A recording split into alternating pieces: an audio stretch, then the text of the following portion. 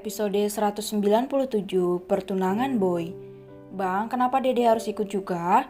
Ucap Ipana kesal karena Pajri memaksanya untuk ikut ke acara pertunangan Boy. Terus apa Dede mau tinggal sendiri? Tanya Pajri. Ipana terdiam, ayah dan bundanya memang sudah pergi dari sore tadi. Dan dipastikan mereka akan pulang besok. Pada akhirnya Ipana pasrah untuk menemani abang kesayangannya malam ini. Pajri sudah menyiapkan gaun untuk Ipana yang senada dengan jas yang akan ia kenakan. Setelah hampir setengah jam ia menunggu, akhirnya Ipana keluar dari kamarnya dengan balutan dress selutut berwarna biru senada dengan kalung yang dipakainya membuat gadis itu terlihat seperti wanita dewasa. Bahkan tidak ada yang percaya jika Ipana baru berusia 16 tahun. Wah, cantiknya ade abang ini, ucap Pajri berbinar. Iyalah, bunda aja cantik masa iya dede jelek, ucap Ipana dengan wajah merona sambil mengibaskan rambut gelombangnya. Yuk kita pergi, ucap Pajri menggandeng tangan Ipana. Malam ini mereka akan pergi menggunakan mobil baru yang akan menjadi hadiah untuk pertunangan Boy nantinya. Mobil mewah itu sudah dihiasi dengan pita khusus agar terlihat lebih indah. Pajri membantu Ipana untuk menaiki mobil dan barulah ia menyusul. Ipana mengernyit ketika melihat model bangku mobil yang sangat aneh. Bang, kok bangkunya seperti ini? Tanya Ipana. Hei, ini abang rancang khusus untuk Kak Boy sayang, ucap Pajri terkekeh. Ih, emang dia mau ngapain dengan kursi seperti ini? Apa? Mata Ipana tiba-tiba membola ketika memikirkan hal yang mungkin terjadi nanti. Jangan berpikir macam-macam sayang. Ya, walaupun itu benar juga.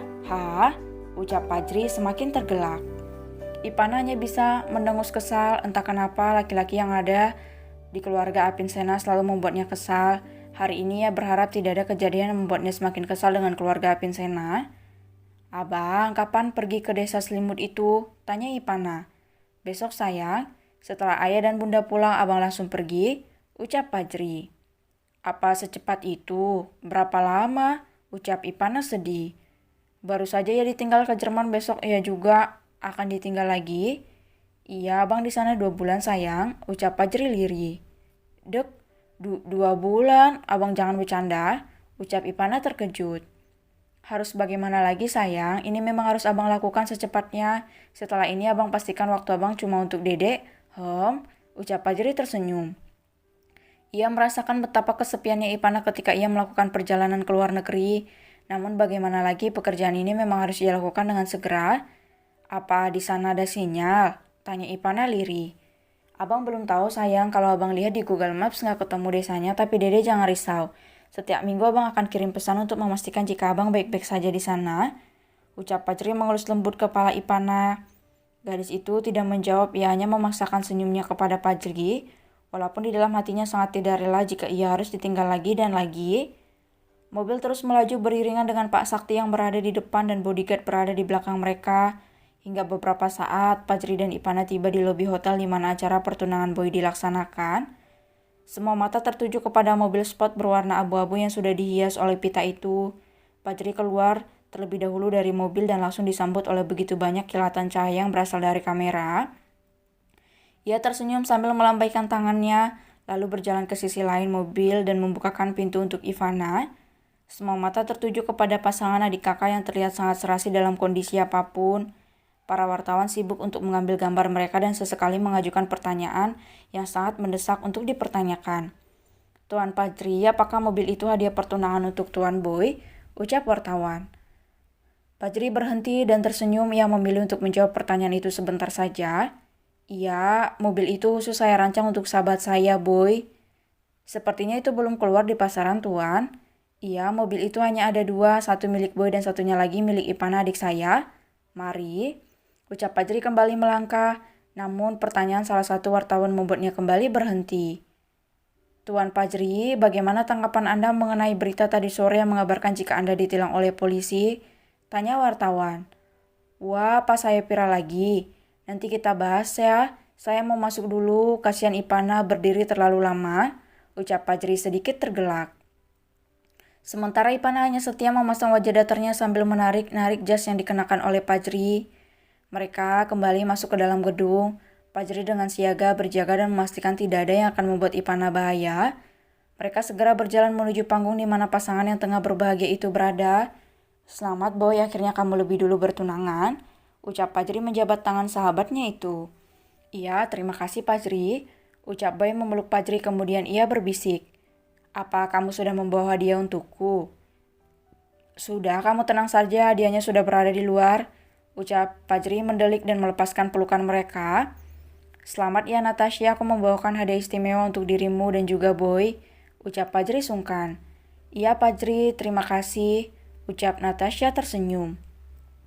Ipanya hanya mendelik ke arah Boy tanpa bersuara, sementara ia mengulurkan tangan kepada Natasha dan Cipika-Cipiki.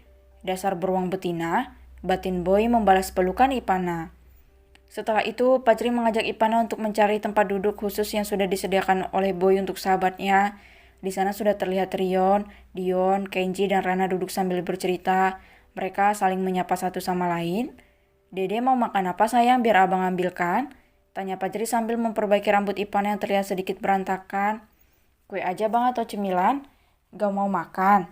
Apa abang makan? Iya sayang. Ya sudah, satu berdua saja. Tunggu di sini sebentar ya.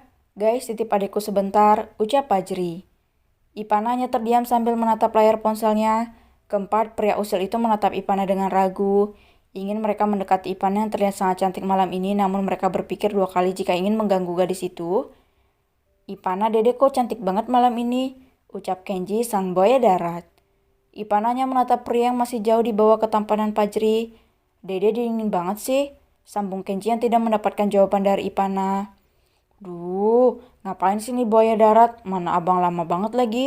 Batin Ipana. Dek, panggil Kenji lagi. Sudah, ucap Ipana dingin.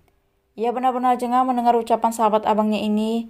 Kenapa abang memilih untuk berteman dengan mereka sih? Aku jadi gila sendiri meladeni manusia yang satu ini. Batin Ipana. Galak banget sih nah. Kamu mau gak jalan sama kakak atau pacaran gitu? Ucap Rana terpotong. Kakak mau dikirim ke Antartika oleh abang seperti Angga. Ucap Ipana tersenyum semirik. Mereka melotot mendengarkan ancaman Ipana. Sungguh gadis ini memiliki sifat yang sangat mirip dengan Irfan. Mereka terdiam dan berpikir untuk mencari topik lain. Sementara Ipana memilih pergi dari sana untuk menyusul Pajri. Namun siapa sangka ia malah menabrak laki-laki yang seumuran dengannya. Hal itu kembali membuat Ipana semakin kesal. Loh, teriak Ipana dan Nathan bersamaan. Lo lagi, ngapain sih lo nabrak gue terus? Ucap Ipana kesal. Lo yang selalu menabrak gue? Ucap Nathan tak kalah kesal. Ia adalah adik kandung Boy. Ah, geram mereka berdua. Beruntung Pajri segera datang dan melerai mereka berdua. Sudah sayang, ucap Pajri memeluk Ipana dan menenangkan adik kecilnya. Dede mau pulang saja bang, ucap Ipana lirih, moodnya benar-benar berantakan saat ini.